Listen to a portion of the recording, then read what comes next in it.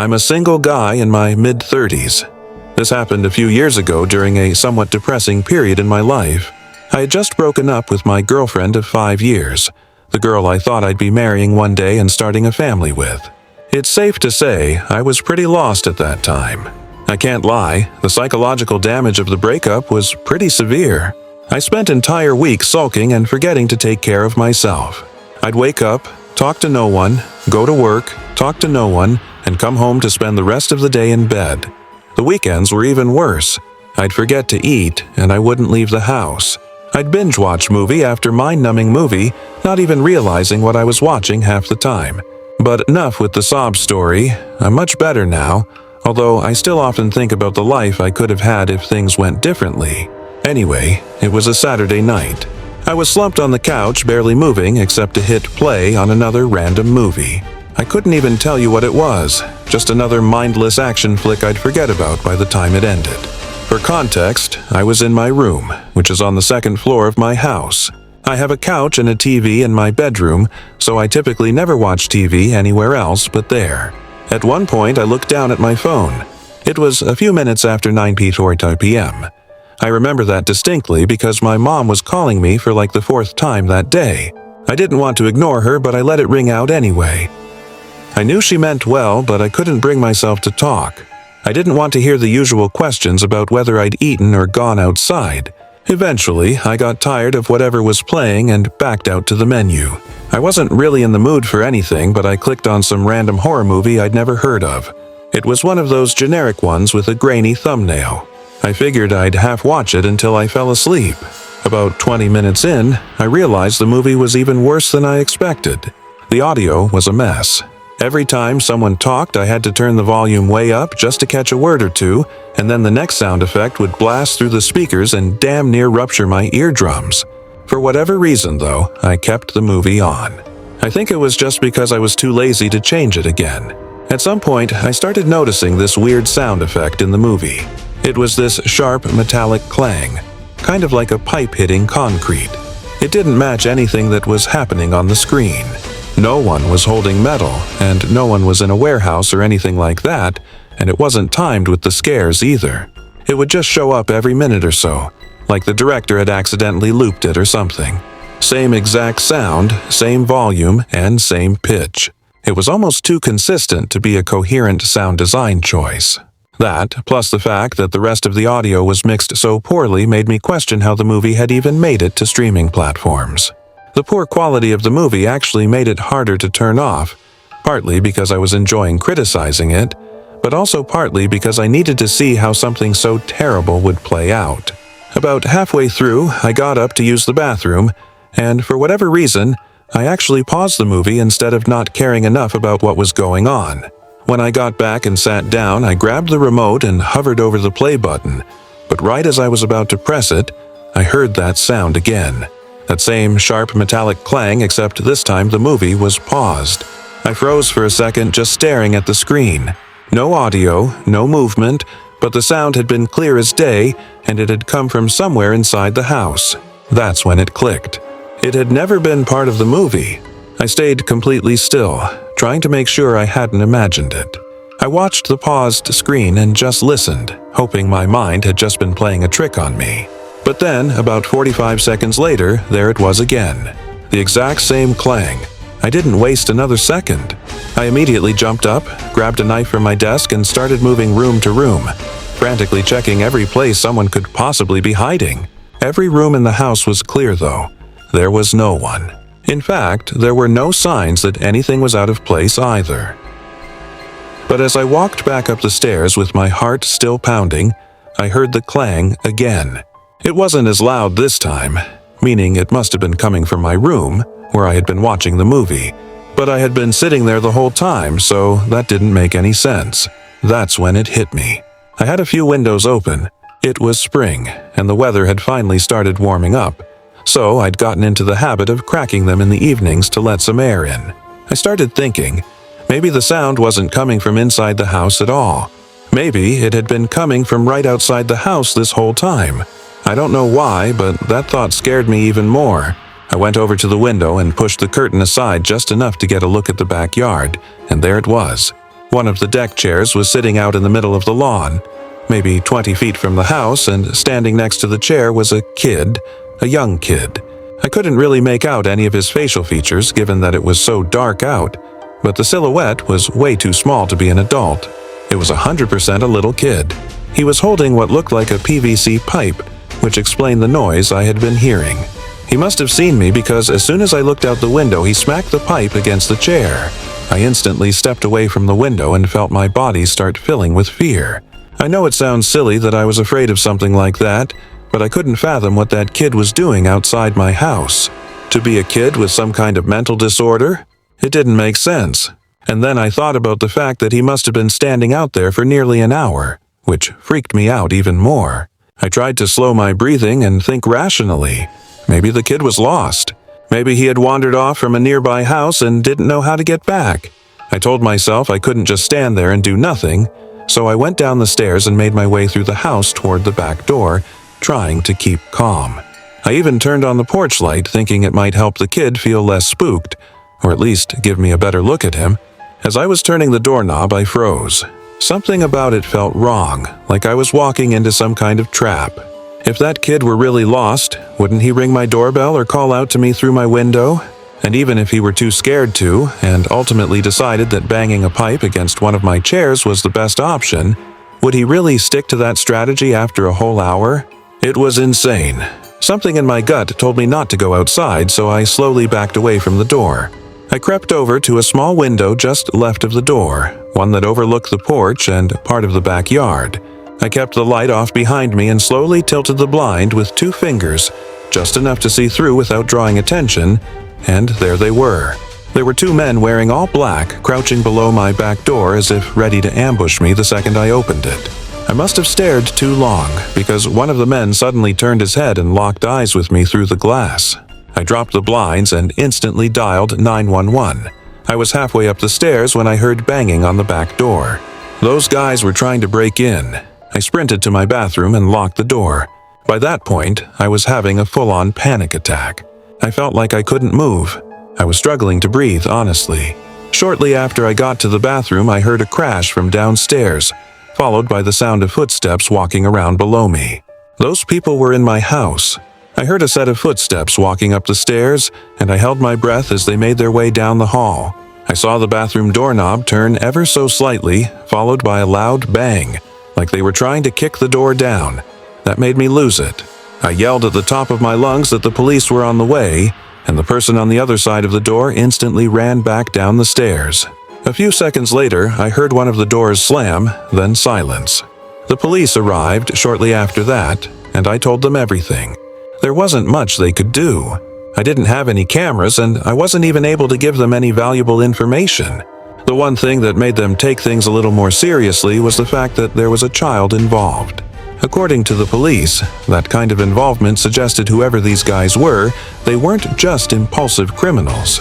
They were willing to go way further, and that was the scariest part for me, too. I don't like thinking about the poor kid's involvement in the whole thing. Every explanation I came up with is equally sickening. The police told me I was likely the target of a random attack, but the whole scheme was just way too elaborate in my opinion. Nothing has happened since, though, and I've since moved on with my life. I just really hope that kid is somehow safe, even though I know the odds are slim.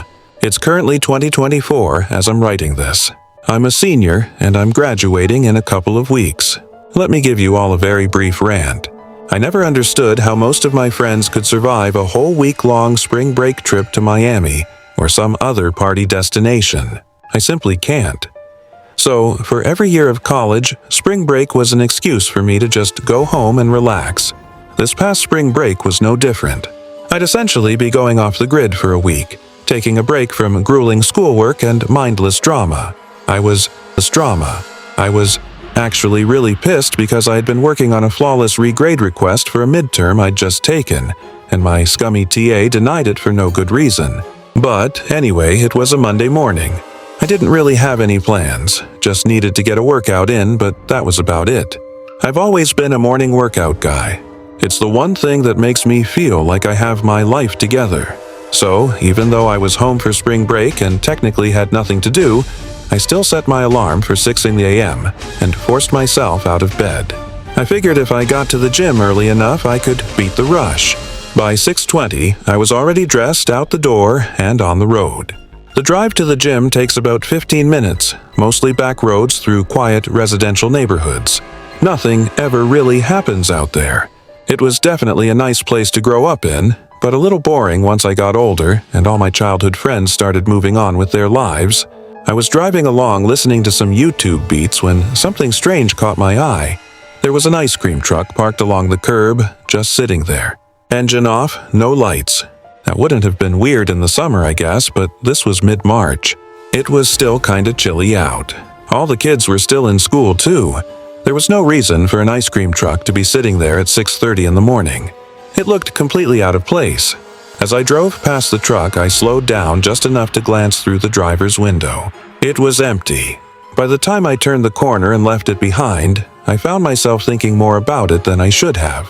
I don't know why, the sight just felt a little bizarre. It wasn't just that it was too early in the year for ice cream trucks. It was that I couldn't remember ever even seeing one in my neighborhood at all, not even when I was a kid. My area just wasn't that kind of place. As weird as the whole thing was, I quickly dismissed it and proceeded with my workout. After the gym, I got a quick bite to eat and headed home, feeling like I'd actually done something with my morning. But as I turned onto the same street from earlier, the ice cream truck was still there, in the same exact spot. That made me pause. I figured someone would have called it in by now. This is the kind of neighborhood where people are really uptight and get twitchy if you park too long in front of their house. That actually reminds me of a time when some grumpy woman gave my friends and I crap for parking in front of her house, even though we were waiting for our other friend who lived right next door. I say that to say that I'm not crazy for expecting someone to have called the police about the truck. Curiosity got the better of me. Instead of heading straight home, I circled around the block to pass the truck again, just to see if someone was inside it now. And someone was. As I drove past the second time, I must have been a little too obvious with how slowly I was driving because the guy in the front seat locked eyes with me for a few seconds. He looked really off. He had this long, almost cartoonishly pointed nose and a scraggly beard that looked like it hadn't seen a razor in years. He genuinely looked like someone who lived in his vehicle, and it rubbed me the wrong way. I drove straight home after that.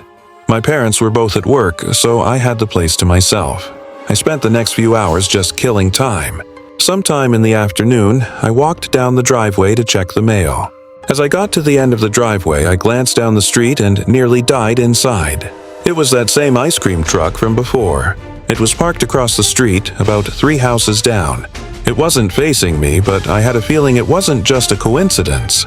I didn't move for a second. I just stood there, trying to make sense of what I was seeing.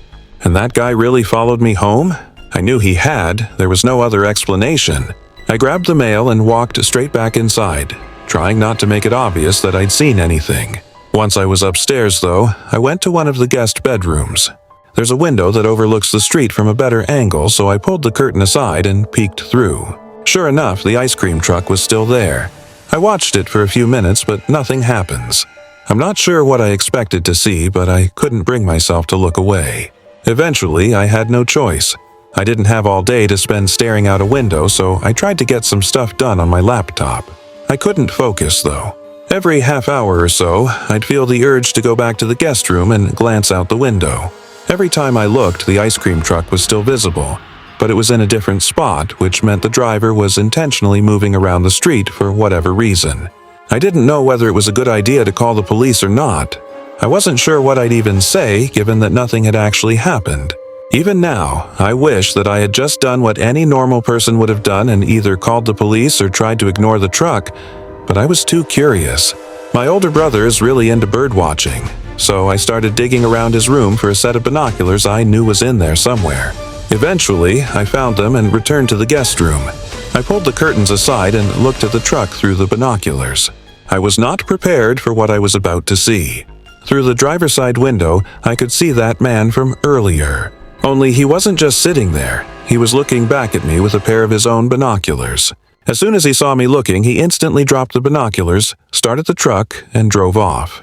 I was horrified. That guy had been spying on me in my house for the better part of 3 hours after literally stalking me home. That's when I finally called the police. I didn't even know what I was expecting from it. I just didn't know what else to do. I told them that this ice cream truck had been circling my neighborhood all day, that I'd seen a man inside watching my house through binoculars, and that he drove off the second I looked back. The dispatcher was calm and told me they'd send someone to patrol the area and keep an eye out. She told me it should be relatively easy to spot an ice cream truck given how distinctive they were. Then she hung up. I didn't know what else to do after that. When my parents got home a little while later, I filled them in. They were obviously concerned, but they also told me it probably wasn't worth worrying about anymore. I was pretty tired by then, so I fell asleep pretty quickly. Sometime later, I woke randomly in the middle of the night. Instinctively, I grabbed my phone off my nightstand. It was sometime just after 3 a.m. I sat there in bed, trying to figure out what had woken me up, when I heard it. Music. It was very faint, almost too faint to notice at first. I kept listening, and panic started building inside me when I realized what kind of music it was. The jingle of an ice cream truck. Before I could do anything, something clicked softly against the glass of my bedroom window. I instantly connected the dots. Someone was throwing rocks at my window. That had to be what had woken me up. The music was way too quiet on its own. I sat there frozen for a while, staring at the wall across from me. I kept telling myself to look, to just get up and check. But every time I started to move, my body locked up again. Eventually, I forced myself to do it. I crept toward the window and stood to the side of it for a second. On the count of 3, I peeled back the curtain in one fluid motion and looked. The man from earlier was standing in the middle of my front yard, right below my window, and on either side of him, holding his hands, were 2 small children. Or at least they looked like children based on how short they were. I really couldn't tell on account of how dark it was. I didn't waste another second. I tried to ignore the pounding in my chest, stepped away from the window, and immediately went to wake up my dad. I had already dialed 911 by the time he went downstairs to have a look around. My dad's a pretty tough guy, so I figured he'd want to handle things himself. Unfortunately, that man had somehow slipped away in the few minutes it took us to get outside. The police arrived a while later. A few days went by and we never heard anything, and I eventually had to go back to school. But my parents promised me they'd be on high alert. That was almost a month ago, and luckily my parents haven't told me about any strange occurrences since then.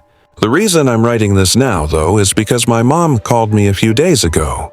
Apparently, there was a missing persons case that had just gone public in our hometown. 2 6-year-old twins, a boy and a girl, had vanished from a neighborhood about 30 minutes from where we lived. The moment she said it, my mind went straight back to that night, to those 2 small figures standing on either side of the man in my front yard. The whole thing honestly makes me sick. Why would that guy sit in my house for hours and throw rocks at my windows in the middle of the night? And why even go to those lengths if he was involved in something as serious as a kidnapping? Maybe he was worried that I had somehow caught on to what he was doing. But if he had really taken those kids, wouldn't attention be the last thing he'd want? And then there's the kids themselves. I wonder if they were already with him when I first saw the truck that morning. Or were they somewhere else? I really can't stop thinking about it. The only explanation I can come up with is the type of person who'd kidnap a child doesn't think like normal people do, which is why that man would risk getting caught just to freak me out. My mom followed up with the police to try and shed some light on the case and our possible connection to it. If anything ever happens, I will send an update.